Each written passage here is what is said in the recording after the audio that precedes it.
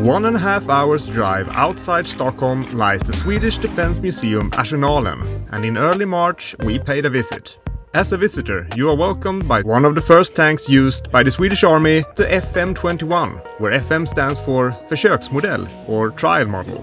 It's a German-made LK2 that was imported to Sweden as agricultural machinery. A total of 10 units was used and tested during the 1920s and 30s.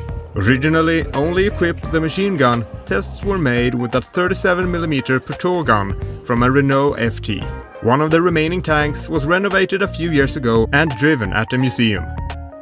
Another interesting tank is the STRV, which is short for Stridsvagn or tank, FM-28. It's a Renault NC-27, a development of the FT.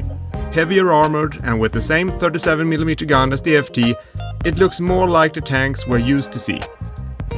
A lot of vehicles were tested during the 20s and 30s, like this Cardin Lloyd. During the Interwar period, a lot of tests took place in an attempt to spare the complex and often fragile tracks when traveling longer distances. Here's an example of a Stridsvagn FM-31, equipped with wheels that are lowered hydraulically when the tank is running on paved roads.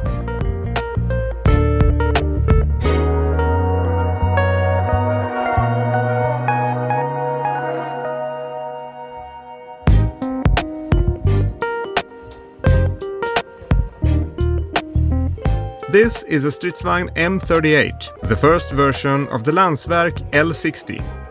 It was followed by the M39, of which I have made a 1:6 scale RC model, and the M40 with slightly thicker front armor. A modern light tank for its time with welded hull and torsion bar suspension. Armed with a 37mm gun, it was soon outdated when the war broke out.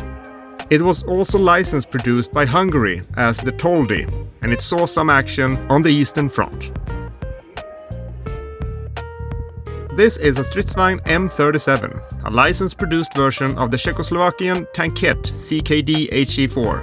It's a tiny tank, armed with 2 machine guns. Volvo delivered the tracks, engine and gearbox. This would be an excellent model for someone who wants a 1:6 scale tank but is worried about the space. The Stridsvagn M42 is a bit larger and heavier and equipped with a short 75mm gun. The model was a response to the need for heavier tanks with thicker armor and larger guns. 182 was delivered by Volvo and Landsverk. Due to traffic regulations, the width of the hull was quite narrow, which had an effect on the vehicle's turning performance. This is the SAV M43. SAV is short for Stormartillerivagn, or artillery tank or artillery gun. You might recognize the chassis. Yes, it's from the Czechoslovakian TNH, license built by Sweden as the Stridsvagn M41, or used by the Germans as the Panzer 38T, as well as the chassis for the Hetzer and the Marder 3.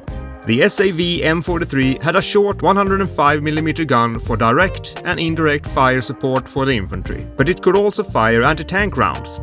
This would be a nice model with focus on simulating how the gun fires.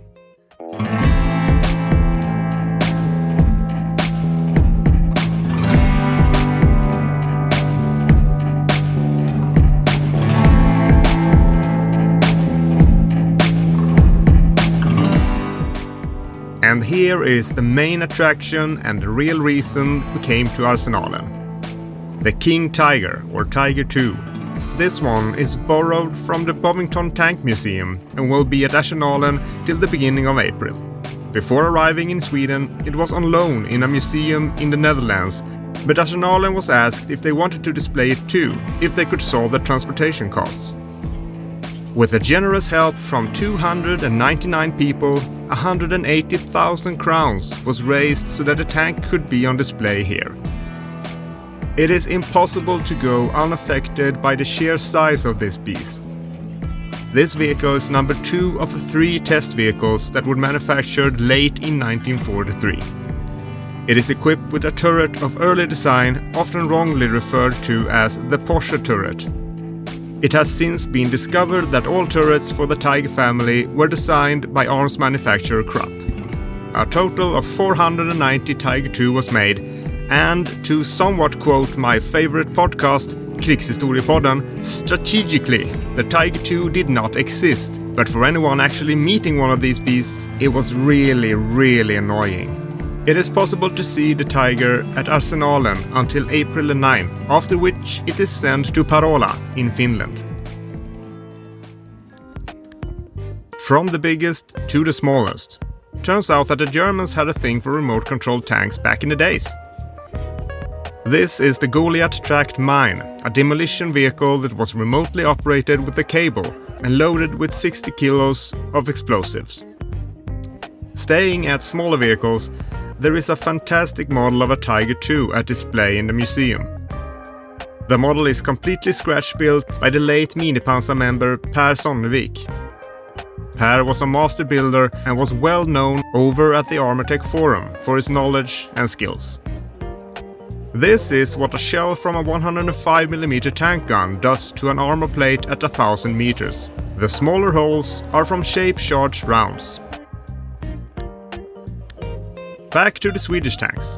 This is a Pansarvärnskanonvagn M43 or tank destroyer, built between 1947 and 1948 on the same chassis as the Stridsvagn M42.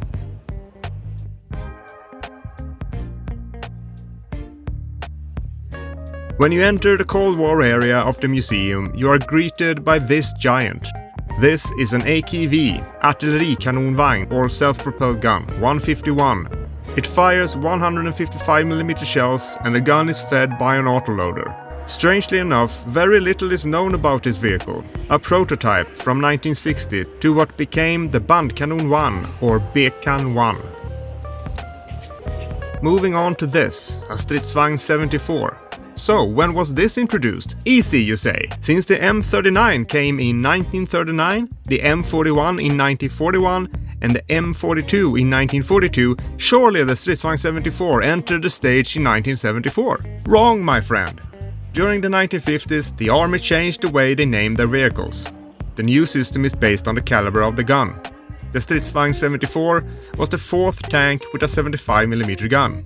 It was introduced in 1957 and was built on the chassis of the Stridsvagn M42. The turret was large with modern slopes. This could also make a very nice and unique RC model. Here's a Cold War icon, the Centurion. Or as they were called in Swedish service, the Stridsvagn 81, 101, 102 and 104.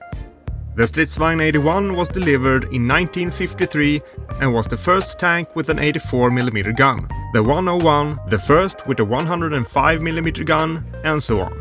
Here are some pictures of the 104, the last of the Swedish Centurions, retired in the early 2000s when all the new main battle tanks, the Leopard 2, were delivered.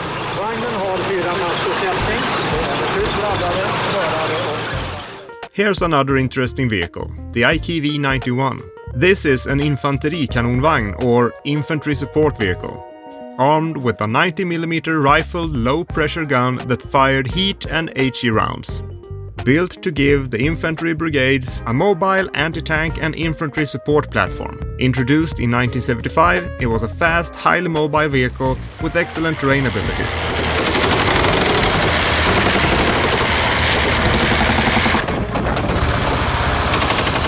This would also make a really cool model, not least in the snow camo as seen here.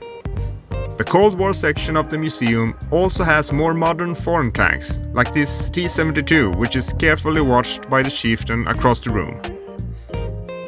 Overall, Arsenalen did not disappoint. This is a great museum with plenty more vehicles than I have gone through here.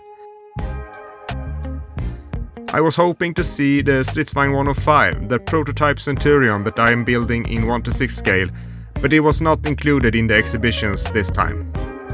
I hope you enjoyed this video. If you did, leave a comment down below. Take care, until next time.